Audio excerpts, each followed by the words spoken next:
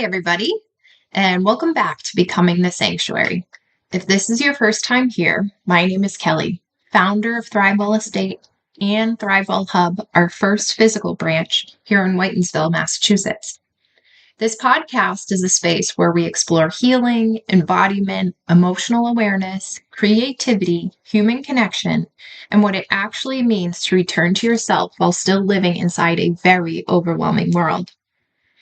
If you listened to episode 13, you know we just had a pretty big conversation about the body, what it carries, what it remembers, and the fact that our bodies haven't only been present for the difficult experiences.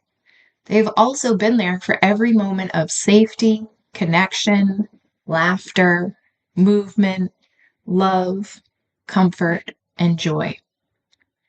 And I knew almost immediately that I didn't want to leave the conversation there, because there's a really important question that comes after realizing how much our bodies have experienced and carried. How do we actually come back to them? It's one thing for me to sit here and say, listen to your body. It's an entirely different thing to know how. And I think that's something we sometimes skip over in conversations about embodiment. We're told to get out of our heads, be present, listen to our bodies, trust ourselves, slow down, breathe, feel our feelings. Okay, but how?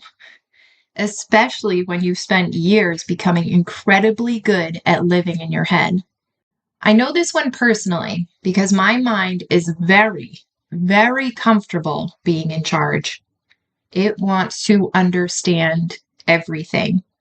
It wants to analyze, plan, predict, organize, solve, anticipate, connect the dots, and create a story around whatever I'm experiencing. If something happens, my brain wants to understand why. If something might happen, it wants to prepare for every possible version of it. If I have a decision to make, I can very easily think myself 10 steps down 5 different paths before I've actually taken one.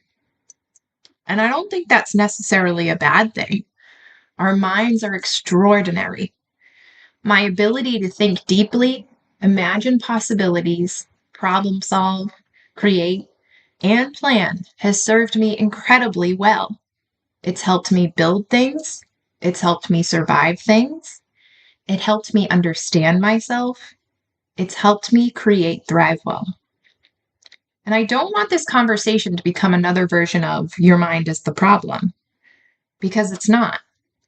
But sometimes the mind gets so loud that we stop noticing everything happening underneath it. We don't realize we're holding our breath while we're concentrating. We don't notice how tense our shoulders have become. We don't realize we've been sitting in the exact same position for hours. We don't notice we're hungry because we're trying to finish one more thing. And we don't recognize we're exhausted until we've reached the point where our body essentially makes the decision for us. And sometimes we don't notice that something feels good either. We're having a beautiful conversation, but part of our mind is already thinking about what we have to do afterward. We're outside on a gorgeous day, but we're answering an email. Someone we love is sitting across from us, but we're mentally working through tomorrow's schedule. Our bodies are experiencing our lives while our minds are somewhere else entirely. And then someone tells us to return to the body, as though there's this switch we're supposed to know how to flip. There isn't. At least I haven't found one yet. And I think that's important to say because reconnecting with your body can actually be really hard. Sometimes when we slow down, we don't immediately feel peaceful. Sometimes stillness can make our thoughts louder.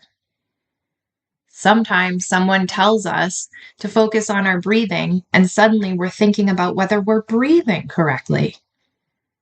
Sometimes we try yoga and spend half the class wondering whether our body looks anything like the person next to us. And sometimes someone asks, "What do you feel in your body?" And the most truthful answer is, I have absolutely no idea. And that's okay, because returning to the body isn't another thing we're supposed to be good at. It's not another achievement. It's not another wellness practice we can fail. It's a relationship. And relationships take time to build. I think that's especially important for those of us who have become very accustomed to overriding ourselves. We push through being tired because something needs to get done. We ignore the hunger because we're busy. We say yes when something inside of us is asking for space. And we keep moving because stopping feels uncomfortable. We convince ourselves we're fine because intellectually we can make a very good argument for why we should be fine. Eventually, it can become difficult to distinguish between what we're actually experiencing and what our minds have decided we should be experiencing. And that's what I want to explore today. Not how to shut the mind off, not how to become perfectly present, and definitely not how to live in some permanent state of embodiment where you're completely connected to yourself every second of every day. I don't think that that's realistic. I want to talk about returning, because there's a reason the philosophy I created is called the 5 pillars of return. Not the 5 pillars of perfection, not the 5 pillars of never getting overwhelmed again. Return. You leave, you notice, you come back. Your mind starts racing, you notice, you come back. You get busy and realize you've been ignoring what you need, you notice, you come back. And sometimes you may leave again 5 minutes later, and that's okay. The practice isn't staying, the practice is returning. And I want to think about, I remember when I was in early in my treatment, and they were talking about, we had this group that was morning meditation. And when I first started, I told them I can't meditate. I don't know how to meditate. My mind, I knew it was already moving fast. I didn't realize how fast my mind actually moves until years later into my sobriety. But I knew it was very hard to quiet. And there was this one woman there, and I still think about her today. Her name was Hannah.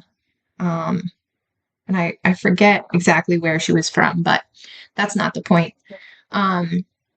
She gave me a piece of advice. And if she's listening, I hope she knows that this really affected me in the most beautiful way. But she said that there's no way to meditate wrong. And coming from a person who has a problem with perfectionism, that simply did not make any sense to me. But she said meditation is about awareness and returning, right? She said, so if you're trying to meditate and your mind wanders and you notice that and you bring it back, and that is your 20-minute, 30-minute, 60-minute, whatever the meditation is, and that's what you're constantly doing, that's still meditating because you are aware that your mind is wandering. So I really think about that as well, because when you think about the practice is returning, like we just said, because there's so many different doorways back. Sometimes it's breath. Sometimes it's movement. Sometimes it's stretching your body after sitting for 3 hours. Sometimes it's walking outside and feeling the air hit your face. Sometimes it's noticing the temperature of the coffee you're drinking instead of mindlessly finishing it while answering emails. Sometimes it's music, touch, scent, nature, creativity. And sometimes it's simply feeling your feet on the floor and remembering, oh, I'm here. And I think that's where this conversation becomes a really beautiful continuation of episode 13, because we talked about everything that the body has carried. And now I want to talk about what happens when we intentionally turn our attention back toward it. What does it mean to return to the body when the mind wants to take over? How do we begin listening when we don't even know what we're listening for? And how do breath, movement, our senses, And small moments of awareness help us reconnect without turning embodiment into another thing we have to perform perfectly. Because maybe returning to the body isn't about finally reaching some profound state where your mind becomes quiet and you never disconnect from yourself again. Maybe it's much simpler than that. Maybe it's learning to recognize when you've wandered away and slowly learning your own way back. All right, let's dive into this. All right, so what I want to start with talking about is when the mind takes over, right? So it's very, very easy to live almost entirely in your head. Now, I want to open this up with, I won't say who it is, but I have a friend of mine that I remember this conversation that we had a few years ago.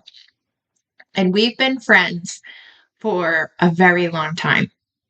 And I was telling, reminiscing, telling about stories about when we were kids or things that were just happening years and years and years ago.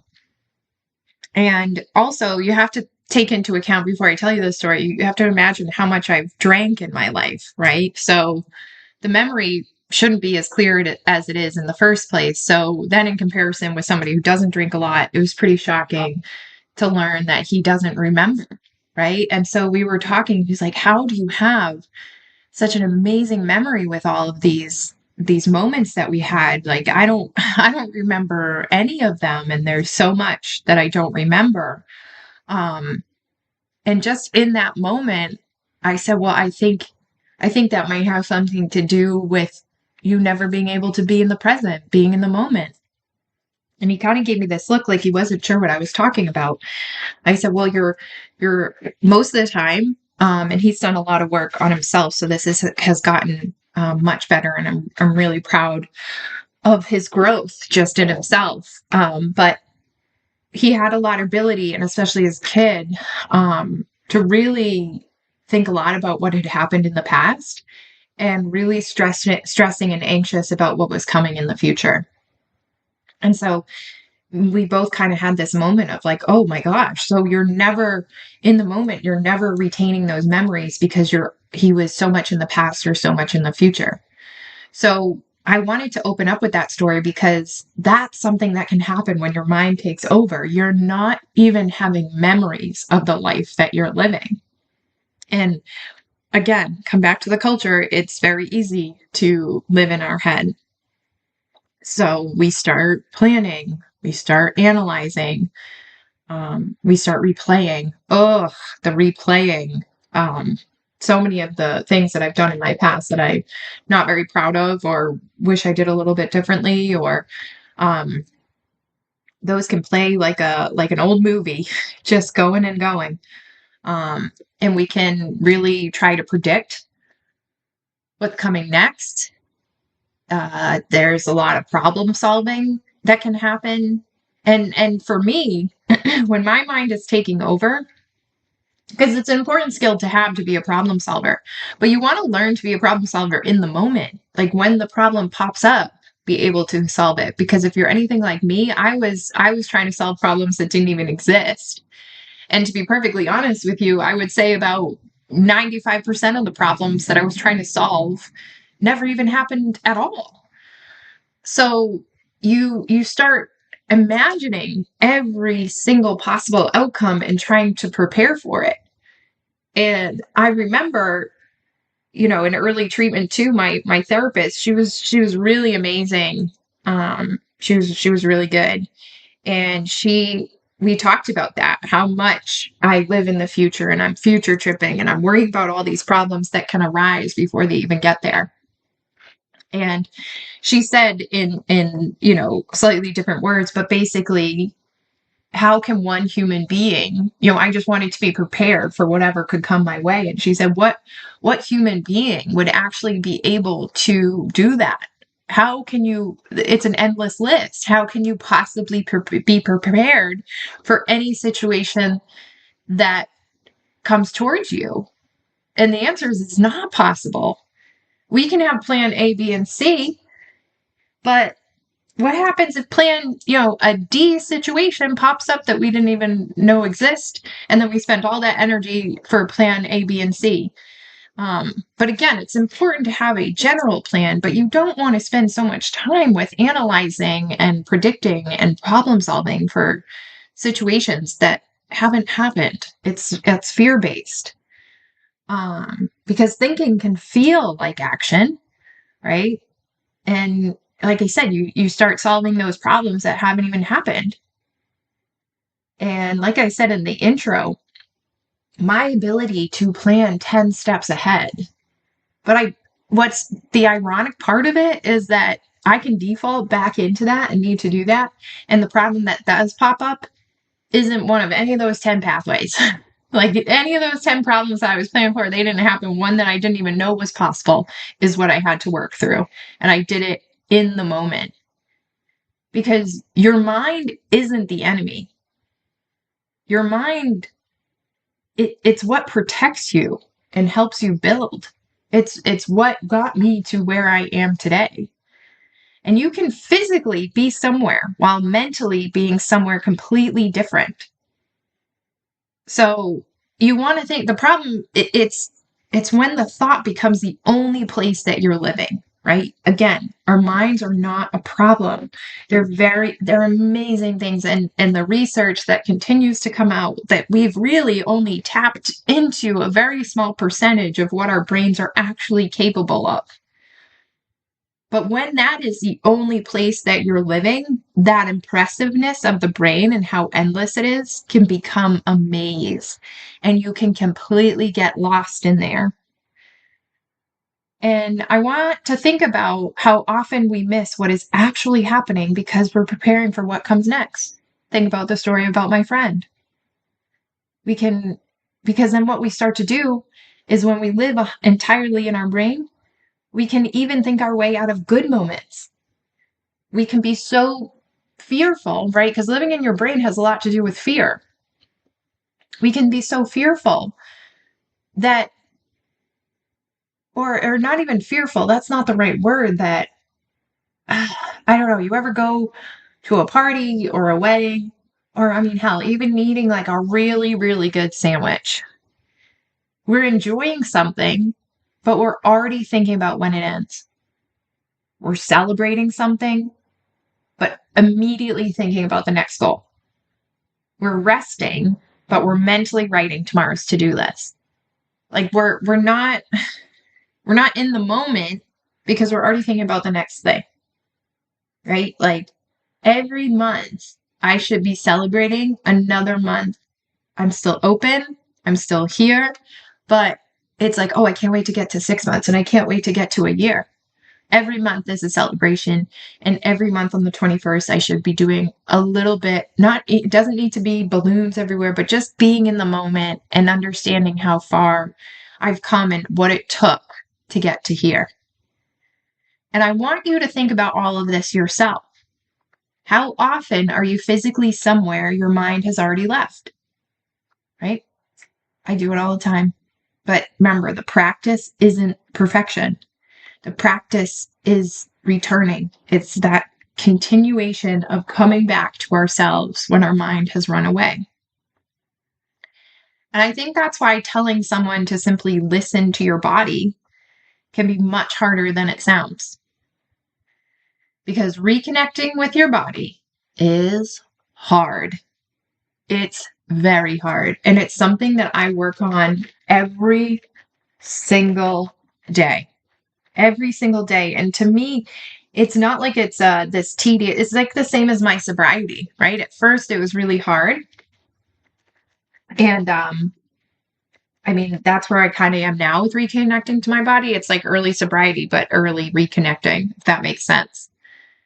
And it takes practice, but it's so worth it. And most of the times in any aspect of my healing journey, and even before that, when something was really hard and I accomplished it, I felt really proud of myself. In about a week and a half, it really snuck up on me. I am not trained. I am not ready. I've gained weight. I don't feel good, but I'm doing it anyways. I have the Falmouth Road Race. that this will be the 7th year I've run it. This will be my 4th time sober. I'm running for a new team. They're called Recovery Without Walls down the Cape. You should look them up. Amazing organization. But that race is hard every year, whether I train or don't. It is hard. But the feeling I get with crossing that finish line and doing something that I didn't think was possible or didn't think I could do again, or that I'm getting too old, whatever those reasons I try to tell myself, it is so rewarding. Because when we talk about reconnecting with the body, we don't want to romanticize it, right? Embodiment is not this moment where you're all of a sudden like every piece of your body just clicks into perfect place and suddenly you can feel every fiber of every muscle. I mean, for most of the time, for me, and especially when you first start, it really feels awkward. Because sometimes you genuinely don't know what you're feeling. I remember taking this lesson with my friend, and he has horses, and he has I've talked about it before, he has a big team that goes out to regional championships every year that I help with. But I remember he was giving me a lesson, and I was so out of shape. I lost a lot of weight, yes, but I was very out of shape. And his horse, Preston, who is no longer with us, just such a perfect boy. He just carried me around while I was in survival mode. And Kevin called me out for that. You're in survival mode. We've got to get you in a little bit more shape so you can actually feel what is happening to your body. Because he asked me, can I feel the inside muscle of my thigh? And my response, jokingly but not jokingly, was, I can't even feel my effing leg. Like, I could not even feel my leg, never mind this one muscle group. And it's because we've become disconnected from the basic physical signals, right? And when you're in survival mode, it's even more disconnected. But think about the history of that, right? That the core of survival mode is we don't really want to feel our body because we do, in the sense of we know we need to react to something. But I remember there's times when I was truly in survival mode for the right reasons, and I was able to sprint a mile and didn't feel a thing. The next day I certainly did. But I didn't feel it at the time. And just think about just day to day, right? Not necessarily embodiment, but hunger, thirst, exhaustion, tension. All of that can be in our body and we don't even feel it. I mean, it's ironic that I've started to put on weight because for the most part, when I really work hard, I forget to eat. And I just blow right through those hunger feelings to the point where I no longer even felt them. There was a long time, and especially when I got down to about 125 pounds, I'm sure my body was screaming hunger pains, but I no longer felt them because I just became so disconnected from it. But we need to understand, we need to know when we need movement, or we need rest, or we need space. But think about in your own life. I know I have, about how often we override those signals. I'll eat after I finish this. I'll rest when this is done. I'm fine, my favorite. I can push through. Sometimes we become so accustomed to overriding ourselves that we stop noticing we're doing it. And then, of course, when you have been disconnected from your body as long as most of us have, returning can feel really unfamiliar. We can really start feeling parts of our body that's a little more nerve-wracking, because sometimes not being able to feel it is scary because, it's like, I'm trying to think of the best way to explain this. So I knew I was an alcoholic for a really long time, but I just didn't want to admit it. And then when I finally did accept that I needed help and I went to detox, I saw so many people there on like really hard drugs, and, they were there instead of going to jail, and I had this thought of, I'm not really an alcoholic. I don't need to be here. And then my body went through detox. Then I went through the physical withdrawals. I was hallucinating. I was sweating. I was sick. Thankfully, I was in a treatment facility, so I did not seizure, but that can be very scary. But my point to bring all that up is I did not know how addicted my body and how dependent my body was on alcohol. And I had this thought that I wasn't, but I didn't feel those withdrawal symptoms yet. So when I did, it made me realize just how disconnected from my body I really was. And my body was screaming that week. But then at the same time, stillness, like when we do come back, that's the part that can be really hard too, is the stillness aspect of it. It doesn't automatically equal peace. When you first start practicing it, it's honestly the complete opposite. There's a lot of anxiety involved. There's a lot of you feeling flighty, like you need to go somewhere. There's a lot of emotions, right, that start bubbling up because the quiet can make the mind louder. And focusing on the body can feel uncomfortable. Like I said, we have that awareness now of how disconnected we are. And then the mind being loud. I mean, the first time I really tried to sit with myself, every single conversation that I wasn't thrilled with that I had started popping up in my brain almost immediately. But again, it's just to continue to come back to the body when those thoughts hit. But if you don't know what's going on in your body, don't make not knowing another failure. Because we, as a society and as a culture, we are very disconnected, very, very disconnected. And I think a lot of times, if you've taken my quiz, whether it be online or here in person, I tell people that the results that they get can answer how disconnected we are in general, right? Because the way the quiz works is the first part is to determine what pillar you're in. And that's what your body needs the most, right? Whether it be ground, cleanse, protect, nourish, or align. And the majority of the people, right, a very small percentage will have a very high dominance in one letter. And that letter is associated with a pillar. So out of 20 questions, they get 15 in one pillar. And then the rest are kind of spread about. And when I see that result, I ask that person, what do you do for practice? Like, I just know. They'll say, oh, I do yoga 3 times a week. I meditate. I listen to podcasts. I read a lot of books. I do a lot of inner work. I do a lot of shadow work. That makes sense. They're a lot more in touch with their body. But the majority of people, I would say 90% of the people taking that quiz, we barely get one of the pillars as the dominant one, and their answers are almost even. And that's because we didn't just wake up this disconnected. We got here for a reason. So just try to show yourself grace in that, and it's going to take time to get back connected to it.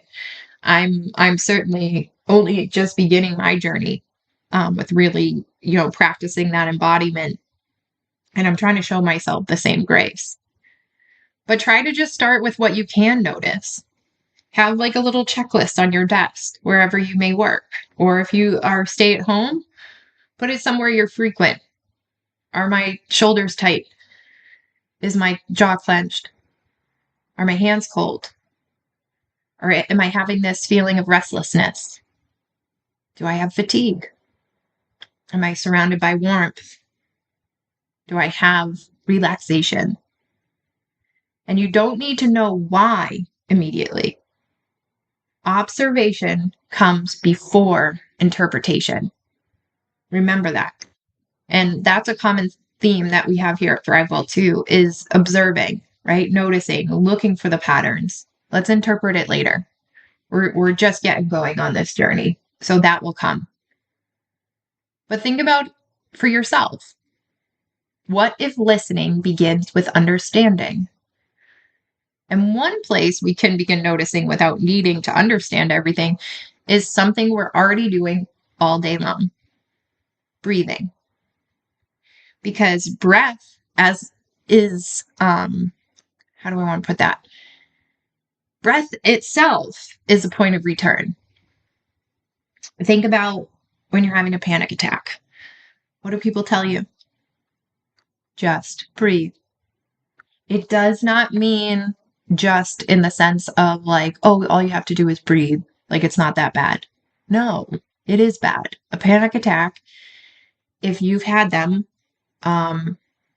they're really scary and they're hard and your body gets out of control. And if you've never had them, you're very lucky. Because it is this feeling of this impending doom that you can't explain. And it is felt. It's not your mind. It's your body just having this visceral reaction. So your breath is what can help regulate that back down. I will tell you, there are some days in my early recovery that the only thing that got me through the day was my breath. I think part of the reason I'm still here today is learning to use my breath as a tool. But don't go and turn breath into another performance, okay? I don't need you already sitting down there trying to do these deep, the somatic, I think that's what, somatic breathing or really trying to do these really impressive, like start slow. Like the same thing we always talk about. Just a good practice I like to do is it doesn't matter the count. Try to just, when you're breathing and you're focused on it, make sure your exhale is longer. So the count I do is inhale for 4, 1, 2, 3, 4. Exhale for 6, 1, 2, 3, 4, 5, 6. Doesn't matter how deep you go, just that your exhale is a little bit longer. Start there. Start on the simple breath work, because breath work can mean many different things. And definitely when you go into those deeper breath works, like those formal practices, I highly recommend appropriately trained practitioners, because your breath can do amazing things with your body. So you just want to make sure you're in a safe space and understanding it properly. But like we said, today, just focus on simple awareness. Just notice your breath even. Notice it before you try to change it. Ask yourself, are you holding it? Is it shallow? Are you sighing? Does it change when you're concentrating? Does it change around certain people? And what happens when you intentionally notice one breath? Because for me, what I'm trying to work on is expanding my breath. I do have a very shallow breathing. I mean, part of that has something to do with the fact that I had COVID 3 times, and some other like bronchitis type, where my lungs have been, I think, permanently affected. So I've been working on expanding my breath. But breath doesn't need to fix the feeling, right? You don't have to force yourself into the calm. But sometimes, and especially when you are flighty, right? Because as I just mentioned, in a panic attack or just in a stressful situation, it's like somebody saying to calm down. Sometimes hearing take a deep breath is the last thing we want to hear when overwhelmed. But it's not calm. You're not trying to just calm yourself down. It's the presence. The breath is happening now. And what an incredibly amazing thing about your breath is that it's the only part of your body that is automatic and voluntary, right? It's intentional too, not voluntary. That's not the right word, because if you stop doing it for too long, that's not good. But it can be, you can change it, right? And some may say, well, you can change your heart rate. Yeah, if you hold your breath or like start breathing really quickly, you can change your heart rate, but it's not you physically making the choice to change your heart. That's a reaction to your breath. Your breath is what you are changing. So that, for some reason, just blew me away, and how much of a powerful tool that it is, that it can just go on its own, but you also can start manipulating it, and breathe more intentionally. So, because your mind can be in yesterday or tomorrow, your next breath And the breath that you're breathing, the breath that I am breathing right now as I'm speaking to you, can only happen right here, right now. Because sometimes breath doesn't need to change how we feel. It just simply needs to remind us where we are. But breath isn't everyone's easiest doorway back. Sometimes the body wants to move. For me, breath work is incredible. I took a formal breath work class, and it was the only thing to really put me into this meditative state. Like I was into my subconscious, but getting there was very difficult. Laying still, really following along with the breath work. I was criticizing how I was breathing. So sometimes it's not the easiest doorway back, but there's other options, but it's definitely something I'd highly recommend coming back to with practice. So when our body wants to move, there's one part of it though that we need to remember. We want movement without performance. And by movement, I do not automatically mean exercise. And most of the time, when we're talking about embodiment, we're not talking about burning calories. We're not talking about changing your body. And you definitely do not need to look impressive. I assure you that some of my best movement where I really came back into my body, it was the least impressive looking thing because I was all over the place. But maybe in that sense, because of the freedom with it, it was really impressive. But the point is, I don't care. It doesn't have to look impressive. That's not my focus. You want to think about stretching, walking, rolling your shoulders is a big one.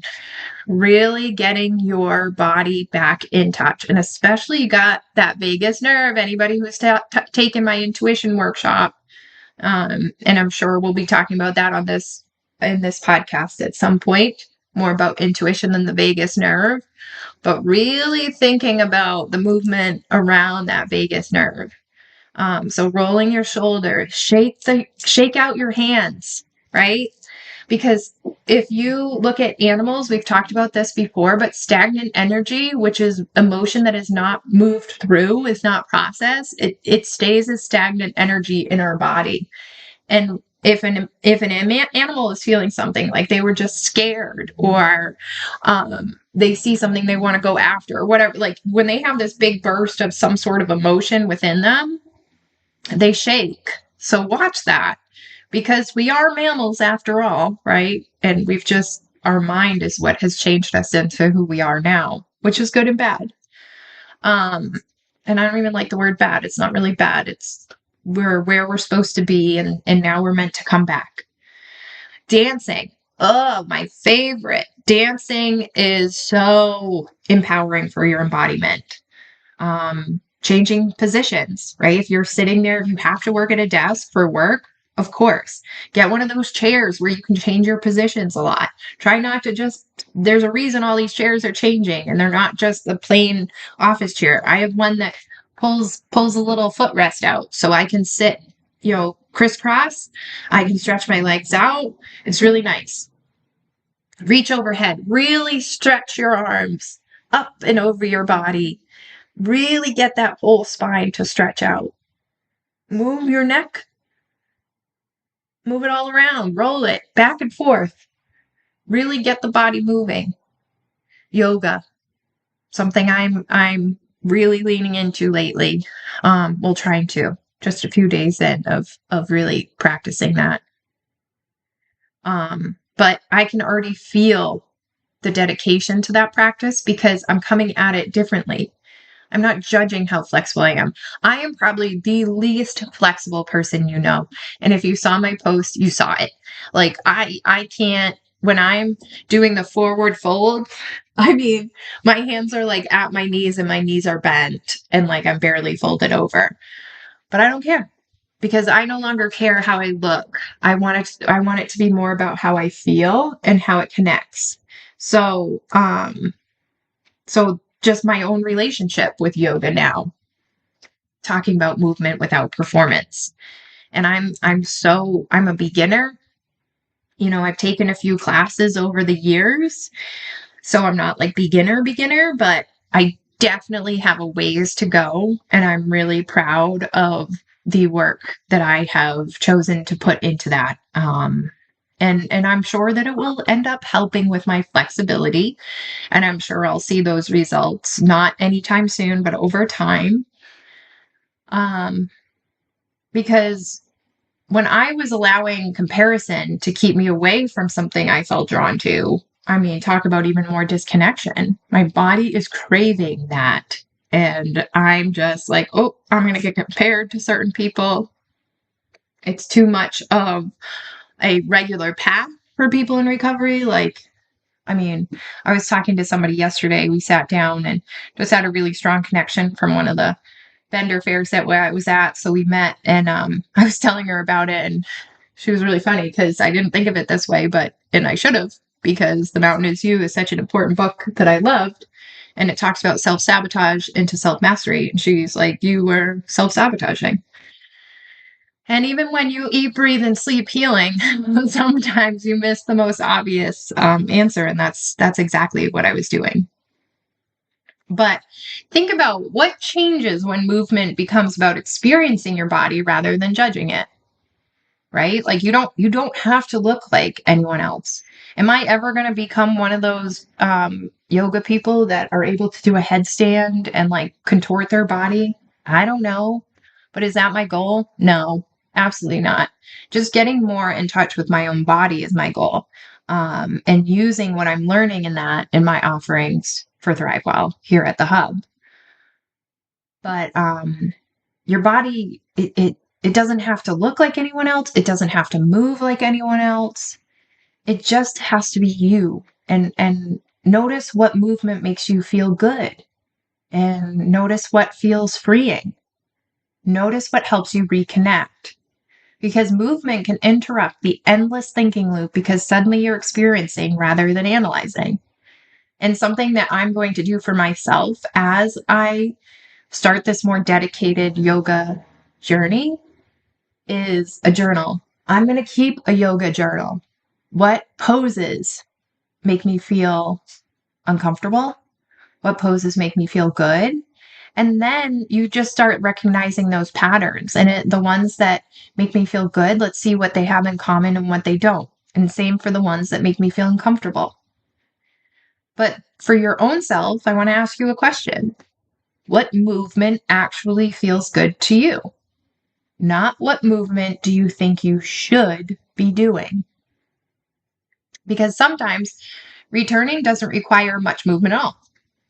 Sometimes it starts with noticing what's already around us. So one of my favorite talking points is this next section, returning through the senses. And give me an immersive experience, and I am happy as a clam. I love an immersive experience that connects all of your senses. And I have so many ideas for the future of Thrivewell, but we're not there yet. Most of them are really expensive, so it's going to take some time. But your senses are naturally present tense: sight, sound, smell, touch, and taste. Your mind can replay yesterday, and your mind can imagine next year. But your senses, like your breath, are experiencing now. Now, with that being said, you can smell something that you have a physical reaction to, that it reminds you of something, and then it's your brain interpreting it. Oh, those were the flowers that were at my grandmother's funeral. That's why it's making me feel all different types of way. So I don't want us to get lost that this sounds contradictory, because just remember how what our mind does. Our mind interprets what our body is saying, but we've got to get that connection and that return back. But and we don't want to make sensory awareness overly complicated, right? Let's just bring it as simple as possible, because we have a tendency to overcomplicate everything. In the morning, tomorrow morning, if you drink coffee and you're having a coffee, or at some point today, whenever, your next cup of coffee, actually taste it. Take that split second when you're sipping to really taste it. Is it a stronger brew? Is it a lighter roast? Really taste it. Feel the water in the shower. Feel the temperature. Feel the pressure. Do you have shower steamers in there? Experience the essential oils. The next time it rains, notice the rain. Feel the breeze. Listen to the birds. Feel your feet inside of your shoes. Feel the texture, right? I think for me, like when I'm petting Charlotte, I want to really notice her fur and the texture of it and how it feels. I think what it'll probably tell me is that she needs a bath because, spoiler alert, she does. But smell something familiar, right? Is it your parents' perfume or cologne, or the candle that somebody you cared about would always light, or I don't know, it could be anything. Laundry detergent, even. I will get stopped. I don't know what the laundry detergent my friend, his mom uses, but man, it brings me back every time. But just really think about that. Listen to a song without doing something else simultaneously. Really listen to it, right? Like I have the ability. I promise you, it's not a brag. It's probably more, I don't know. I don't know if it's a problem. I'm trying not to blame, like I said in this episode, I'm trying not to blame my mind for the things it can do, because it is actually quite impressive when I think about it. But when I edit or I read, or especially the content that I put out, I'm listening to music at the same time. And I'm beating along with the song, and I'm reading what I'm reading. But I think what's happening is I'm giving about 75% attention to both. So when I listen to music now, and think about in your own life, have you ever heard a song that's from like 20 years ago and you listen to it now and you're like, whoa, I never actually listened to the lyrics to that. Like that was incredible. And there's a song, I have to look it up right now, so forgive me, but what was it called? And people are going to be mad when they realize that it's that obvious of a song. But Lightning Crashes, right? By Live. This song, I don't know if you've ever listened to the lyrics, and this is probably going to be terrible quality, I apologize, and we won't listen to the whole song, but like just listening to the intro. I'll stop talking. Okay, so it turns out not only was it not, I mean, it was terrible quality, but because my microphone for some reason wouldn't even pick it up. So I'm going to just read you these beginning lyrics, because when I heard, and I hadn't heard this in like 10 years, something like that. And I was on a walk with Charlotte and I was just like, holy moly. Starts with lightning crashes, a new mother cries. Her placenta falls to the floor. The angel opens her eyes. The confusion sets in before the doctor can even close the door. Lightning crashes. An old mother dies. Her intentions fall to the floor. The angel closes her eyes. The confusion that was hers belongs now to the baby down the hall. Like, when you really listen to the lyrics of that song, it's definitely, I never heard those lyrics before, and I know I've heard this song quite a few times in my life. But that's when you're not doing anything else simultaneously and you're really listening to the lyrics. And some of those songs that we listen to as teenagers and then we listen to them as adults, like the lyrics can even have a different meaning from when we first experienced it. But something else you can do, and this can be done anywhere, notice the physical environment you're sitting in. We have this, I do a Thrivewell reset class, which I'm about to announce all the workshops, which I know I've been saying I'm going to do all week, but I promise I'm actually going to do that today. But it starts with just observing, orienting ourselves with the space that we're in, noticing the colors, the textures, the smells, because scent itself is especially powerful. It's noticing the smells around you, and then how that space makes you feel when. That's why I do a lot with scent and really learning more and understanding more about aromatherapy, because we can create this safeness in the smell with the moments and the environment that we're in, and retraining, like we say, not only our mind but our body as well. But the same senses that can remind us of the past, like I said, is what can orient us in the present. And we can start creating our own safety and our own experiences and our own memory because of these. And this does not need to be, I don't need to teach you another 30-minute practice. Time's our biggest asset. And you're definitely worth it. And those practices for that length are important. But when it comes back to getting us reconnected with our bodies, 10 seconds counts. Just 5 seconds, touching one thing. I have so many like fidgety type toys on my desk. I have one that squishes. I have one that's like a hard stone. I have one that my cousin made me, which is cool.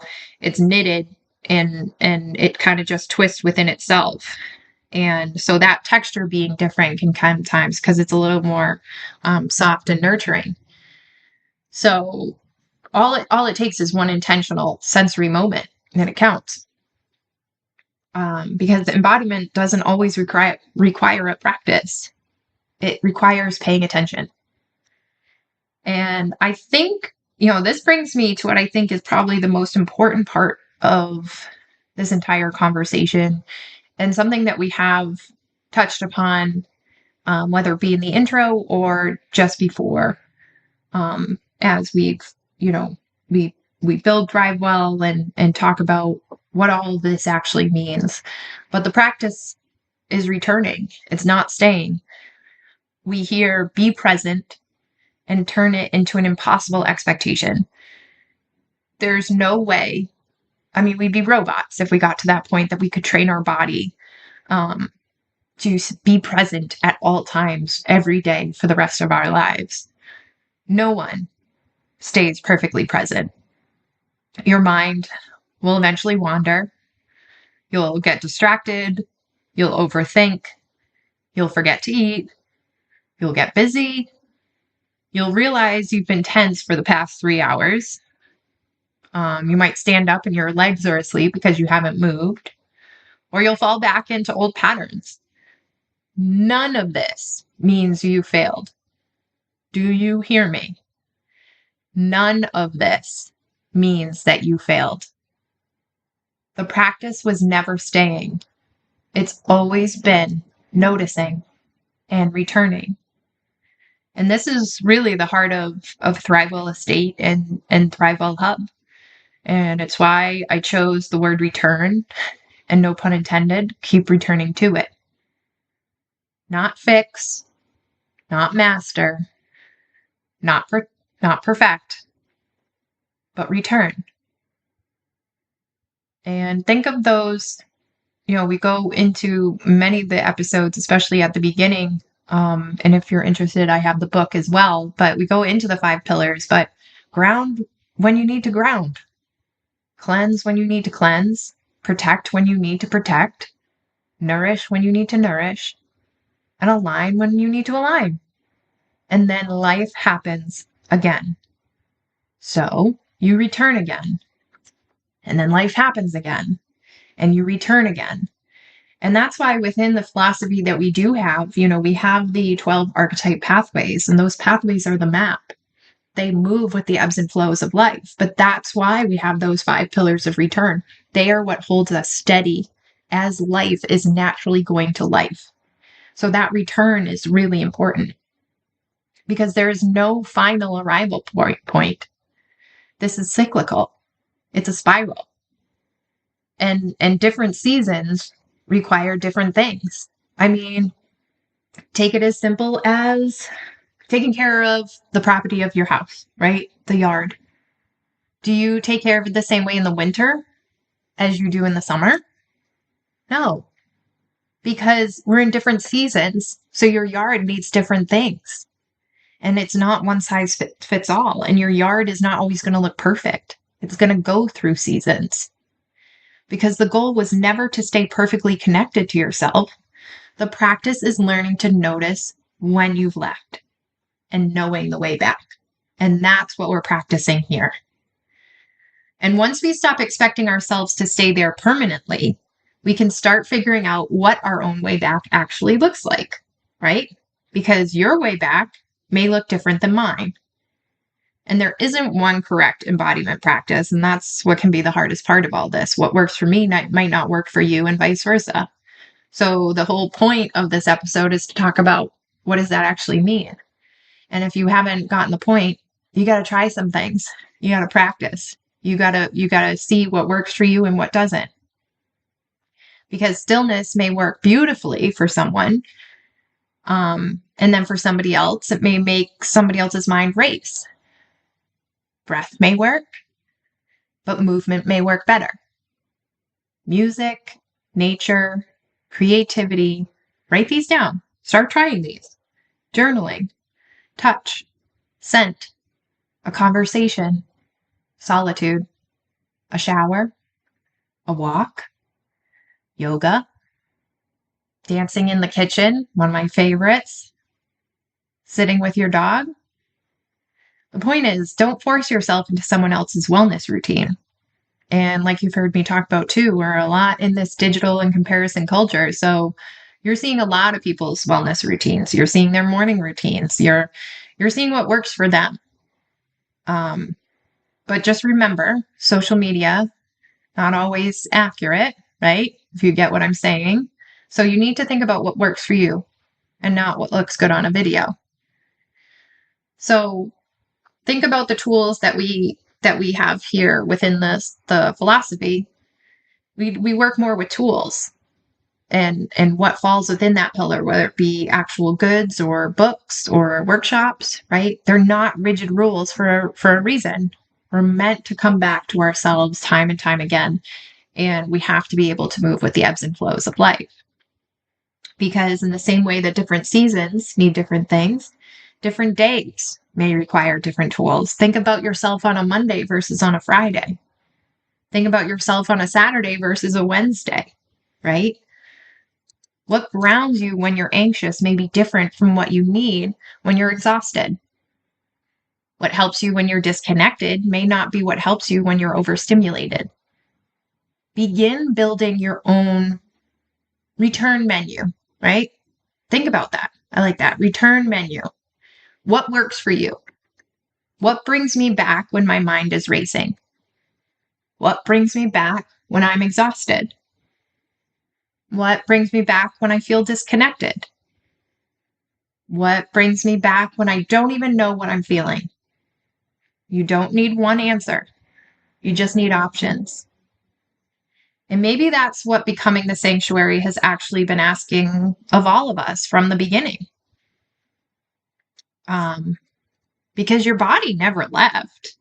And as we start to close this episode, because I did just peek at the time too, and kind of, I love this topic, and I can't believe I just said that out loud, but because it's a practice, I'm really, really trying hard to work on myself. So, because when we talk about coming back to our bodies, as though our bodies were the ones that went somewhere, right? They weren't. It's our attention that did. Life got loud. Our minds got busy. We started planning, producing, anticipating, performing, worrying, solving, and surviving. Meanwhile, the body stayed right here, breathing, moving, experiencing, just waiting for our attention to come back. And maybe returning doesn't have to be dramatic.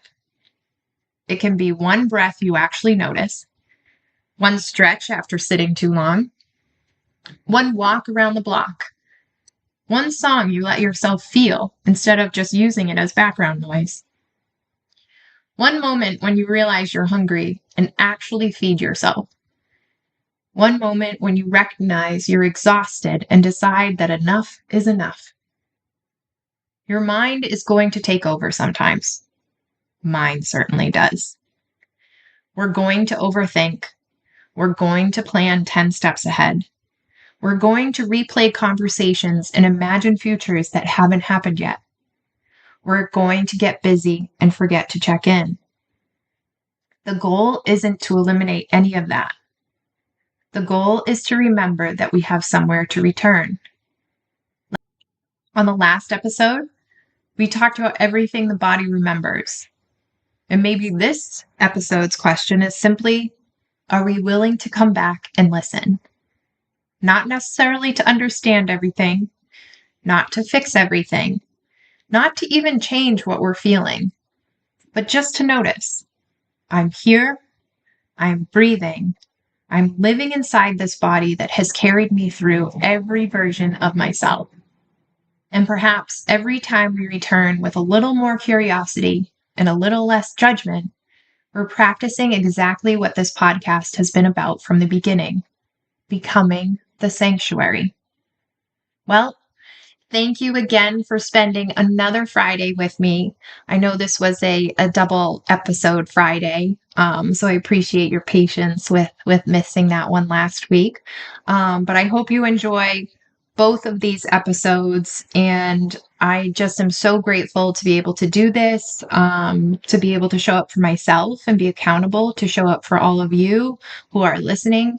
And if this podcast helps you, if you wouldn't mind just sharing it with anybody else you think it would be helpful for, giving us a like, or if you can rate the podcast. I'm still learning all the terms of what you need to do, because everything is a learning process for me.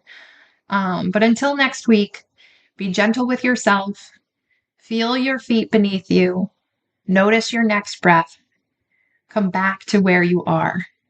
And remember, you don't have to stay perfectly connected to yourself. You just need to keep learning your way back. See you next Friday.